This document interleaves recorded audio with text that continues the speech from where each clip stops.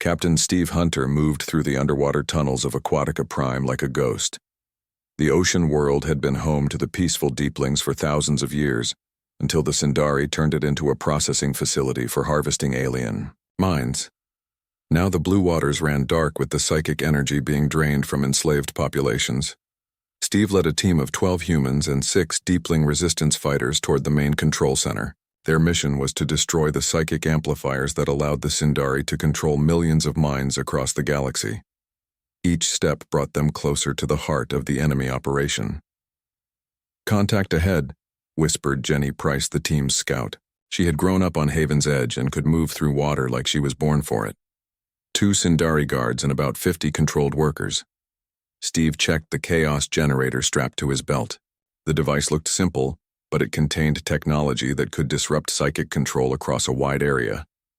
Dr. Amy Foster had designed them specifically to interfere with Sindari mental manipulation by generating random thought patterns that confuse their control systems. "Remember, the controlled workers are victims, not enemies," Steve told his team. "Use minimum force and focus on the Sindari operators." The assault was swift and silent. The chaos generators created a bubble of mental static that freed the controlled workers instantly. For the first time in years, the enslaved aliens could think their own thoughts and make their own choices. Many of them began crying as their memories returned. Meanwhile, on the fortress world of Krillos, Lieutenant Colonel Maria Santos was teaching Krillian warriors how to fight an enemy that could control their minds. The proud warrior race had never faced anything like the Sindari, and their traditional tactics were useless against psychic manipulation. "Your strength comes from your warrior spirit," Maria explained to a group of young Krillian soldiers. "But the Sindari use that strength against you. They make you angry, and then control your anger to serve their purposes." General Thakmor watched the training session with interest. He was old even by Krillian standards and had led his people through countless battles. The defeat of his race by beings who fought with thoughts instead of weapons had shaken him deeply. "Human Santos, your people have found a way to resist their control," Thakmor said in his gravelly voice. "How do we learn this skill?" Maria smiled and activated a small meditation device. "It's not about resisting chaos. It's about embracing it. Human minds are naturally chaotic and unpredictable. That's why the Sindari can't control us. We're going to teach you how to think like humans." The training sessions were difficult for the Krillians who valued discipline and order above all else. Maria taught them to let their thoughts wander freely and to welcome the random ideas that popped into their heads. Slowly, the warriors began to understand that their greatest weakness could become their greatest strength. Across the galaxy, Intelligence Officer Tom Bradley was uncovering the true extent of Sindari infiltration. Working from a hidden base in an abandoned nebula, he had tapped into Council communication networks and discovered information that shocked him. "Amy, you need to see these numbers," Tom reported to Dr. Foster through their secure channel. 78% of Council species are under direct neural control. The leaders of most governments aren't even the original beings anymore. The Sindari have replaced them with controlled puppets. Dr. Amy Foster was working around the clock in her new laboratory aboard the mobile research ship Discovery. The loss of Haven's Edge had forced humanity to adapt quickly, and now their most important facilities were always moving to avoid detection. "That explains why the resistance movements are having so much trouble," Amy replied. "They're fighting their own leaders without realizing it." Amy's greatest breakthrough came when she managed to capture a Sindari control node during Steve's raid on Aquatica Prime. The device was a biological computer that interfaced directly with alien brain patterns. By studying how it worked, Amy could develop countermeasures. "I think I can build a weapon that will sever all Sindari psychic links in a local area," Amy told the command staff during their weekly briefing. "But it requires human operators to interface directly with the alien consciousness networks." Admiral Kate Sullivan, who had survived the destruction of Haven's Edge, listened to the proposal carefully. The weapon Amy described would be incredibly dangerous for the human operators who used it. They would have to connect their minds to thousands of enslaved aliens simultaneously. "How dangerous are we talking about?" Kate asked. "The operators might not survive the process," Amy admitted. We'd be asking people to risk their sanity to free enslaved populations. "I'll do it," said a familiar voice. Captain Jake Morrison had survived the past 25 years and was now one of humanity's most experienced combat veterans. "I was there when this all started. Let me help end it." Ambassador Lisa Carter also volunteered despite spending years in council prisons before finally escaping. "The galaxy betrayed us, but that doesn't mean we should abandon innocent people to slavery." The weapon was tested on a small Sindari facility orbiting a dead star. The results exceeded all expectations. When human operators connected to the consciousness network, they didn't just break individual control links, they created cascading failures that freed entire populations across multiple star systems. But the victory came with a terrible cost.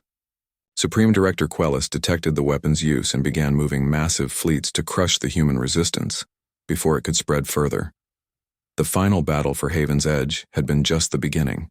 "He's mobilizing everything," Tom Bradley reported. "Every ship the Sindari control is moving toward human positions. They're not trying to capture us anymore. They want us completely destroyed." Kate looked at the tactical displays showing enemy movements across the galaxy. Hundreds of thousands of ships were converging on human positions from every direction. Even with their advanced technology, humanity was badly outnumbered. "Then we'll have to move faster than they expect," Kate decided. "Amy, how many of those consciousness weapons can you build?"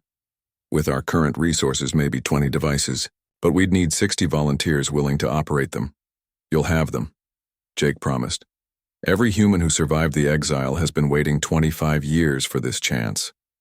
The resistance was spreading across the galaxy as freed populations joined the fight against their former captors. Krillian warriors used Maria's training to resist mental control while launching devastating attacks on Sindari strongholds. Deepling scientists worked with human researchers to develop new technologies for the war effort. But the enemy was adapting too. Sindari forces began using biological weapons designed specifically to target human brain chemistry. They created virus programs that could infect human computer systems.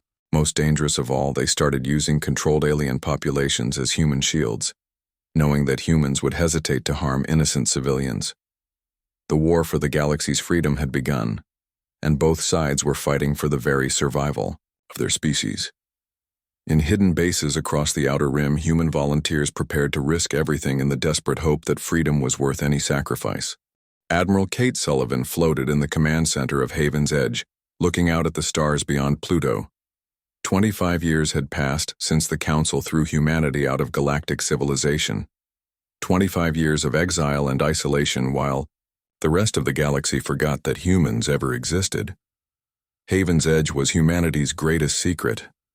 Built inside a massive asteroid in the outer solar system, it looked like just another space rock to anyone scanning the area. Inside, though, it was a city of 10 million people working toward one goal: getting humanity ready to return to the stars. Kate had been a young lieutenant when the exile began. Now she was the admiral of the new Terran Defense Force and responsible for protecting humanity's future. The years had changed her from an eager young officer into a careful strategist who planned every move 3 steps ahead. "Admiral, we have a message from Commander Phillips," her communication officer announced. Kate activated the secure channel that connected Haven's Edge to their scout ships operating in deep space. "Ryan, what do you have for me?" Commander Ryan. Phillips was leading a reconnaissance mission using humanity's most advanced stealth technology. His ships were invisible to Council sensors thanks to new systems that bent space around them like water flowing around a stone. For 5 years, Ryan had been gathering intelligence about what was happening in the galaxy. "Kate, you need to see what we found at Kepler Station." Ryan's voice was tight with concern. "The Sindari have taken over everything." Kate felt her heart sink. The Sindari were the pale aliens who had provided the fake evidence that got humanity exiled. She had suspected they were behind the conspiracy, but this confirmed her worst fears. "Send me the data," Kate ordered. The holographic display filled with images from Kepler Station, which had once been a major trading hub for peaceful species. Now it was something out of a nightmare. Thousands of aliens stood in perfect lines with blank expressions on their faces. Their eyes were empty, like they were sleepwalking. Sindari guards watched over them with satisfaction. They're not just controlling governments, Ryan continued. They're controlling minds directly. Most of the council species are under complete mental domination. Dr. Amy Foster joined the conversation from her research laboratory deep inside Haven's Edge.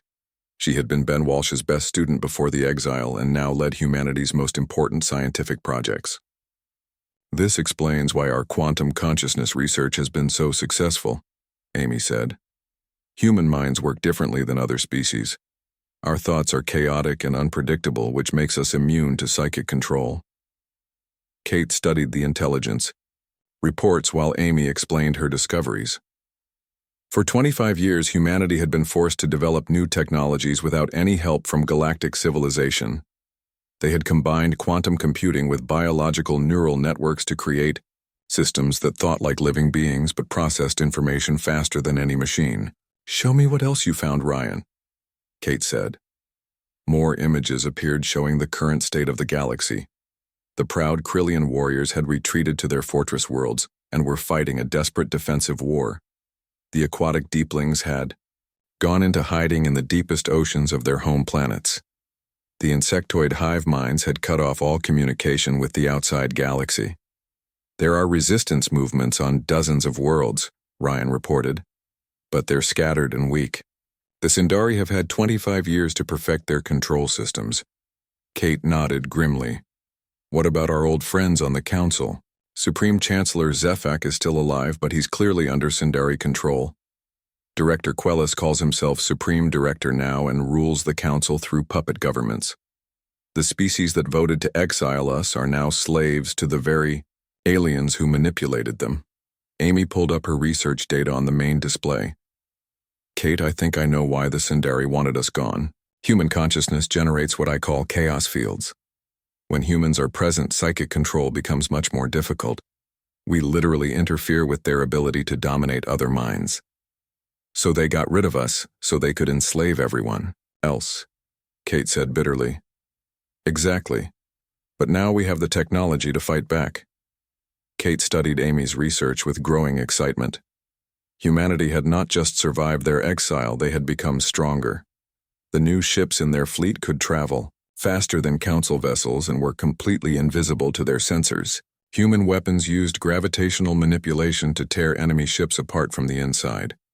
Most importantly, they had developed ways to break Sindari mental control and free enslaved populations.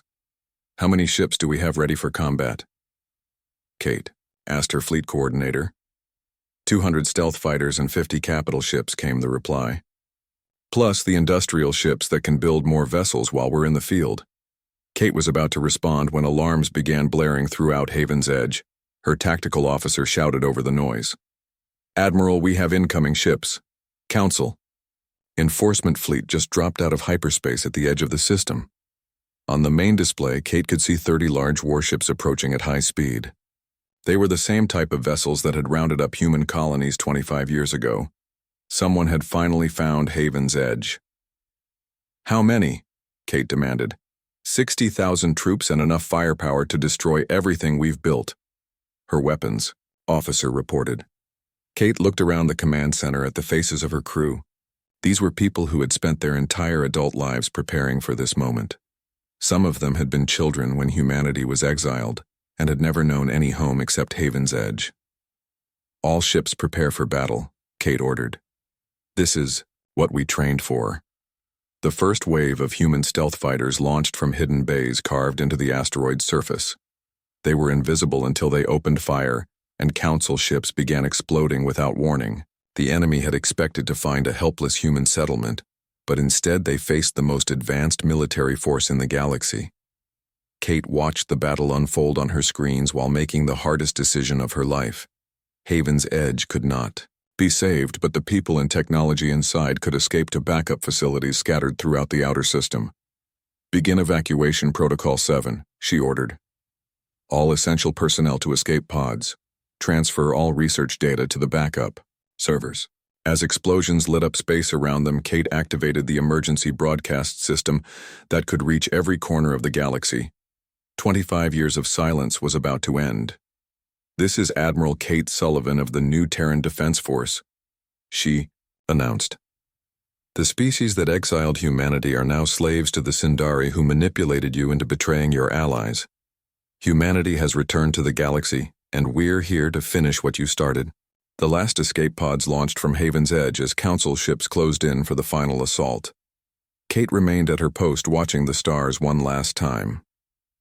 Soon the galaxy would learn that humanity was no longer the weak species that had been driven from their homes 25 years ago. Captain Jake Morrison stood on the bridge of his ship looking at the massive space station ahead. Nexus Prime was the biggest thing humans had ever seen in space. It was like a metal city floating among the stars with lights that twinkled like diamonds. The station was home to the Galactic Council, where thousands of alien species made decisions that affected the whole galaxy. Jake had been to Nexus Prime many times in the past 3 years since humans joined the Council. Each time he felt small next to the huge ships from other worlds. Today felt different, though. The messages from Earth had been urgent and worried. Something bad was happening, and Jake could feel it in his bones. His communication officer turned toward him. "Captain, the Council is ready for Ambassador Carter now." Jake nodded and activated his personal communicator. "Lisa, this is it. You ready down there?" Ambassador Lisa Carter was in the diplomatic section of the ship, getting ready for what might be the most important meeting in human history. She had been Earth's voice on the Council for 3 years, and had worked hard to build trust with alien species. She was smart and tough and never backed down from a fight when humans needed protecting. "I'm ready, Jake," Lisa said through the communicator. "Dr. Walsh found something important about those recordings. The evidence against us might be fake."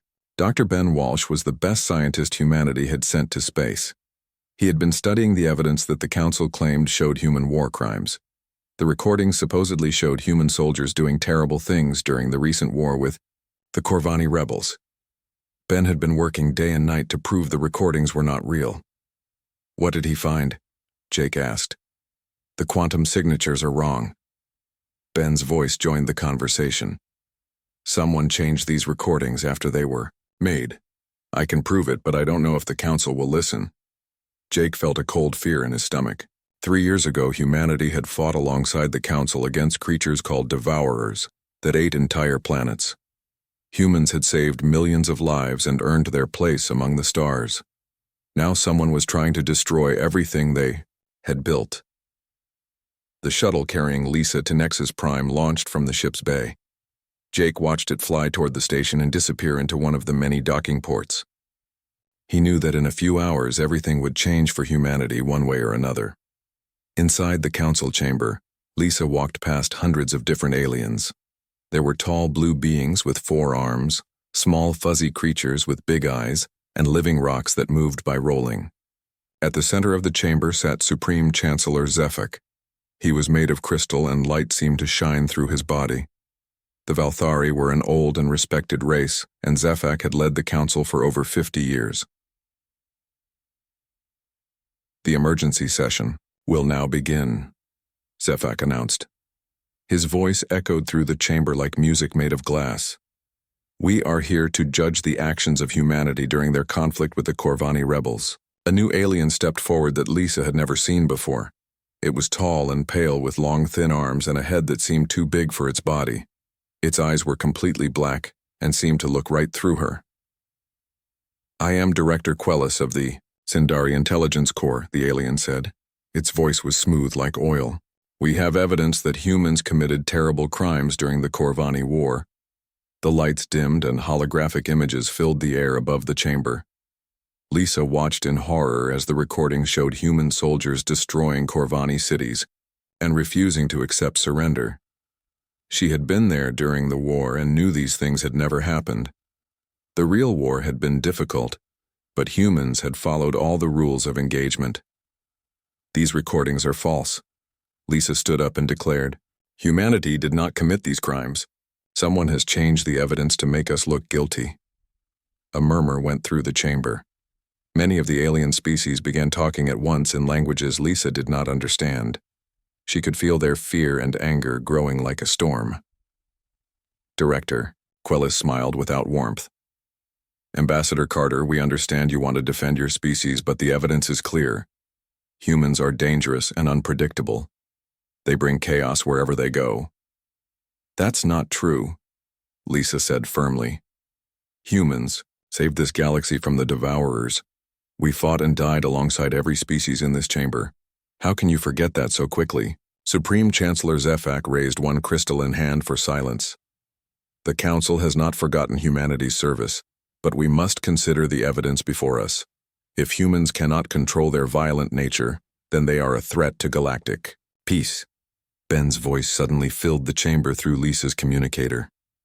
The quantum signatures prove these recordings were altered. I can show you the exact points where changes were made. But Director Quellis moved faster than Lisa expected. The human scientist is clearly lying to protect his species.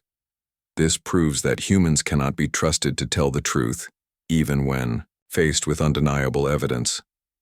Lisa felt the mood of the chamber shift against humanity. Fear was a powerful weapon, and someone was using it very well. She looked around at faces that had once been friendly, and saw only suspicion and worry. Vote was called sooner than expected. One by one, the species of the galaxy cast their judgment on humanity. Lisa watched the numbers climb higher and higher against them. 847 votes for banishment. Only 23 votes to let humans remain in the council. Supreme Chancellor Zefek's voice was sad but firm. The council has decided. Humanity will be exiled from galactic civilization. All human colonies outside the Sol system must be abandoned. All human ships will be taken by council forces. Earth will be placed under quarantine and no species may have contact with humans. Lisa felt like someone had punched her in the chest. 23 species had stood with humanity, but it was not enough. She looked at Director Quellis and saw something that made her blood run cold. The alien was smiling, and for just a moment his black eyes seemed to glow with satisfaction. As Council enforcement fleets began moving toward human colonies across the galaxy, Lisa sent one final message to Captain Morrison. Jake, tell Earth that we will never forget this betrayal. Someday they will need us again, and we will remember how they treated us when we needed friends.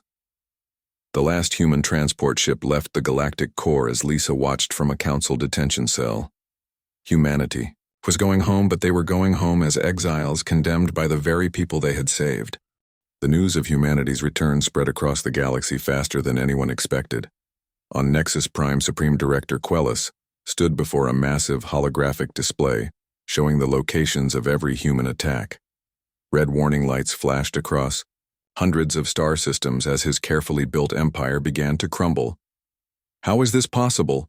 Quellis demanded from his Sindari commanders. Humans were exiled 25 years ago. They should be primitive refugees hiding in their home system.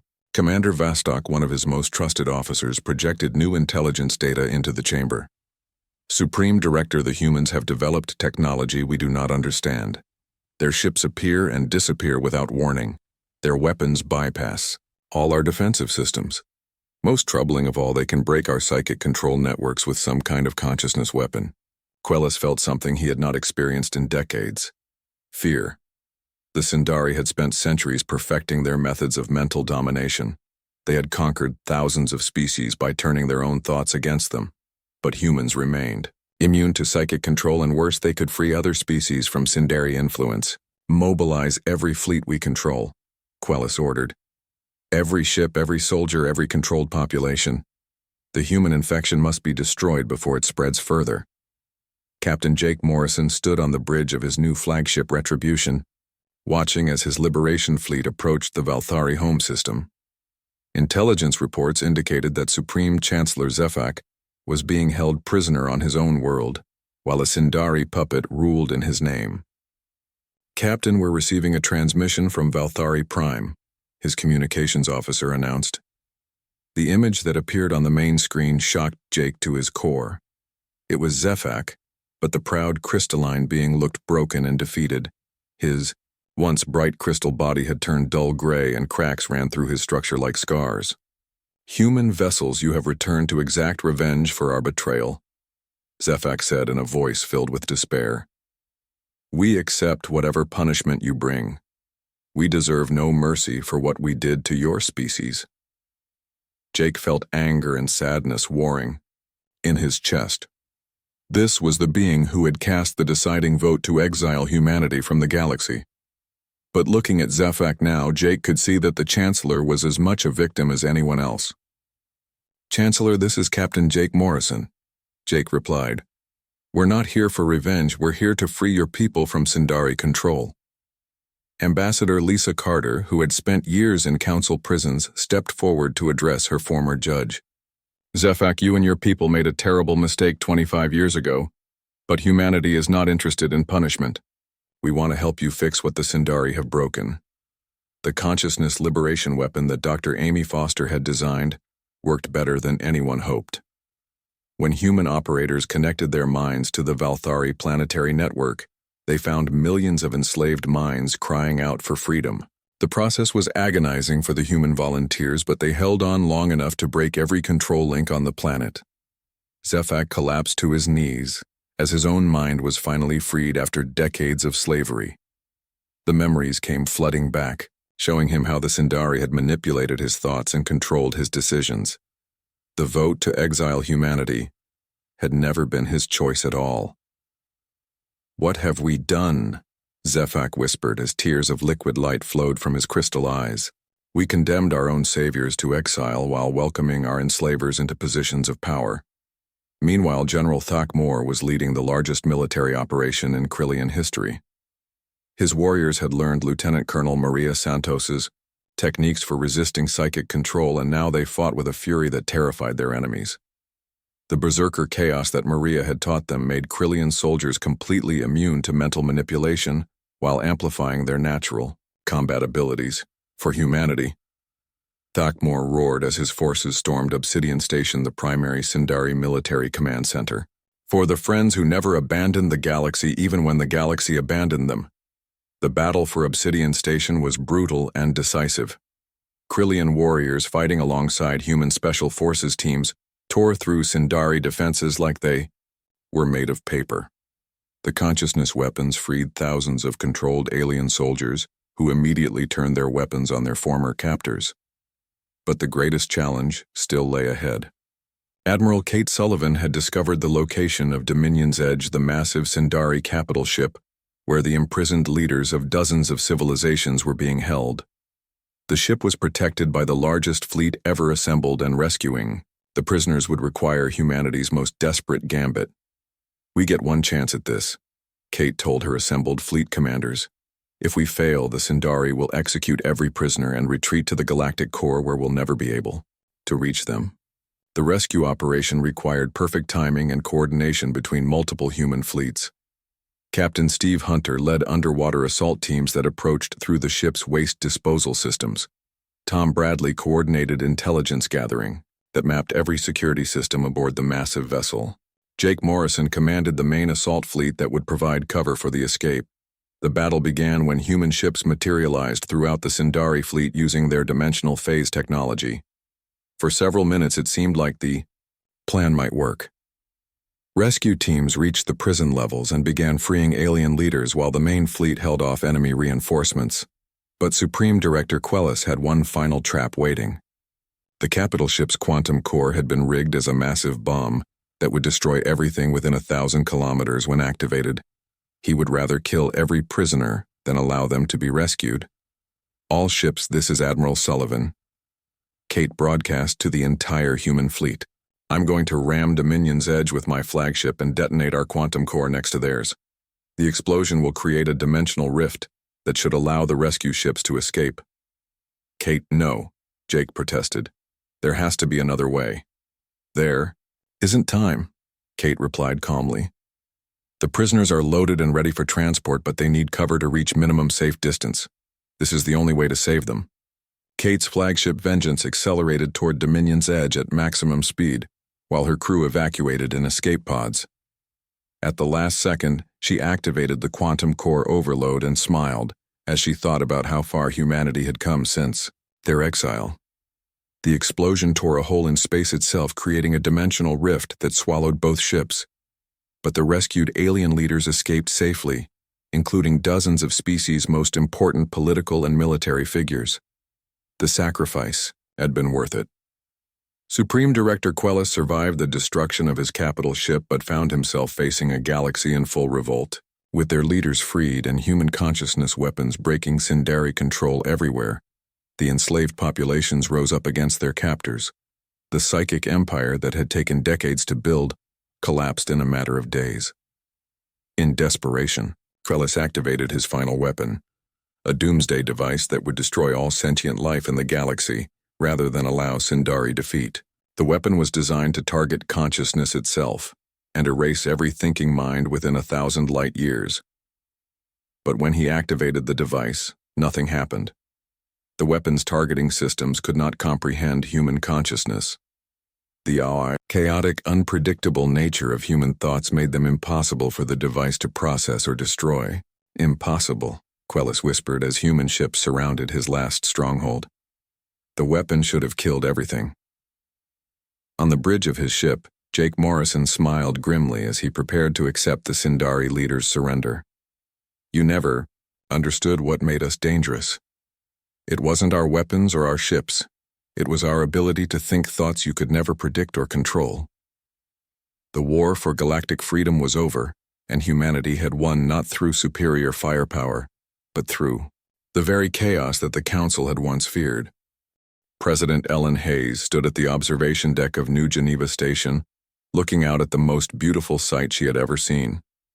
Ships from 1,200 different species filled the space around the massive diplomatic facility that humanity had built in the outer reaches of the Sol system.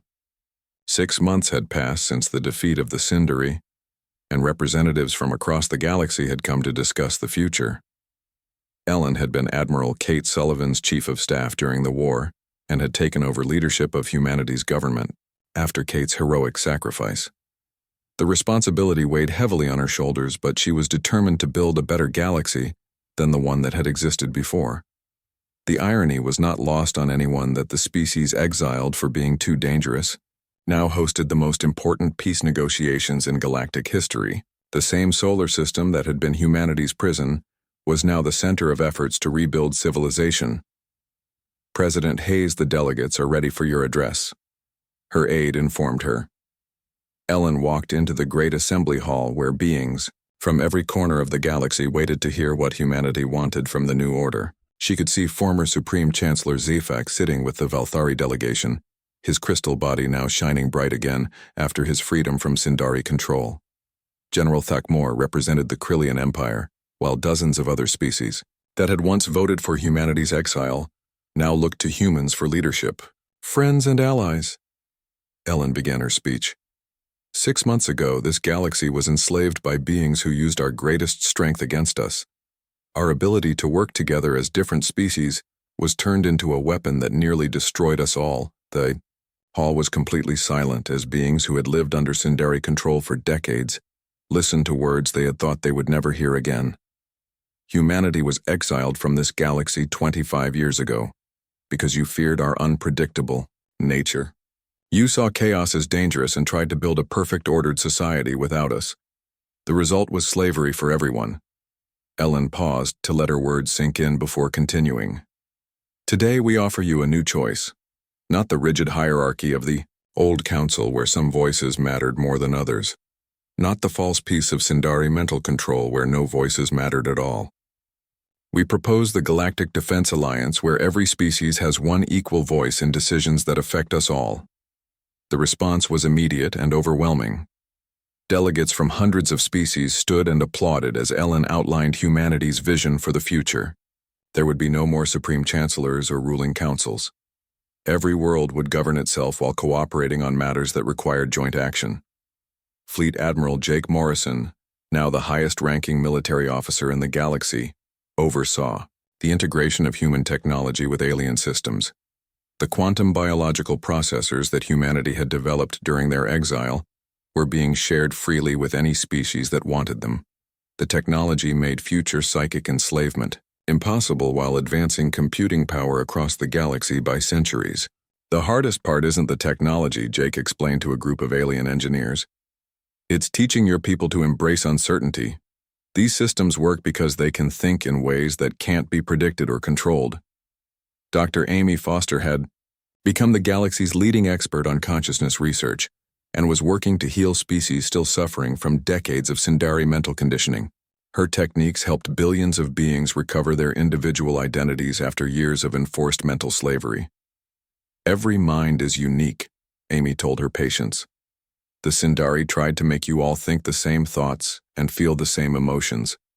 Recovery means learning to be yourself again, even if that self is chaotic and unpredictable." The memorial service for Admiral Kate Sullivan was attended by representatives from every major species in the galaxy. But when former Supreme Chancellor Zefak proposed building a monument to humanity's sacrifice, President Hayes politely refused. "Admiral Sullivan didn't die for monuments or glory," Ellen said to the assembled delegates. "She died because someone had to stand up to tyranny and she was willing to pay the price. That's what people do for each other when freedom is at stake." The words became famous across the galaxy and were translated into thousands of languages.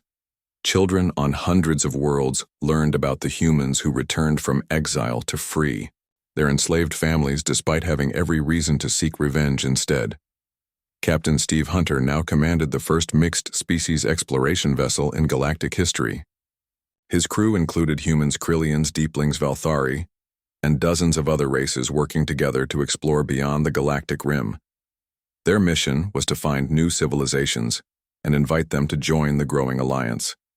"It's amazing how much we can accomplish when we're not trying to control each other," Steve observed as his ship prepared for its first major expedition.